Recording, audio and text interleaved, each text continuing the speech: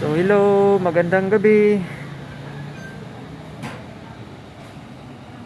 So bali nandito ako ngayon sa may Malabon, no. May nakuha sana akong boy na mano kaso na-cancel naman. So nakarating na ako dito sa may pick up location, no, dito sa banda na to, area na to. Kaso cancel siya, no. Talo sa oras, talo sa gasolina. Kung nakuha ko sana, no, ang-deliver nun papuntang Taytay. So saklap, no, binamano, cancel.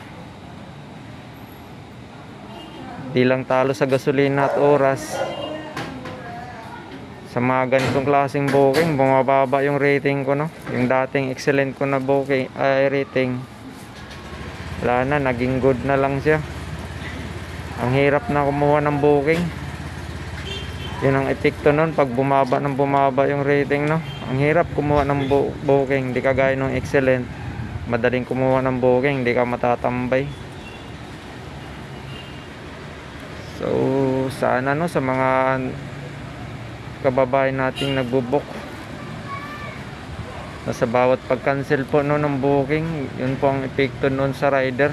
Nahirapan kumuha ng booking pag bumaba ng gusto yung rating. So sana konting konsiderasyon naman, no, sa mga rider, huwag yung cancel kaagad. Pakahirap ang ganito nga na buhay, yung delivery rider ka. So pakiusap ko lang sana sa mga mahilig mag-book sa deliver, isipin din natin yung sitwasyon ng mga rider, no. Huwag kaagad cancel.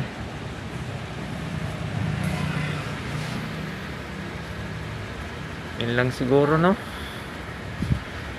So God bless Philippines, God bless Filipino. So nilalabas ko lang yung naramdaman ko, no. Siyempre pag laging ganito, halos araw-araw naman laging ganito may cancel, nakakainis, no. Nakaka-bad trip, nakakaano ng mood. Kaya dinadaan ko na lang sa ganito para kumalma, no. May labas yung saloobin natin. Yun lang. I am the bawin nyo, Prajud na Filipino yo.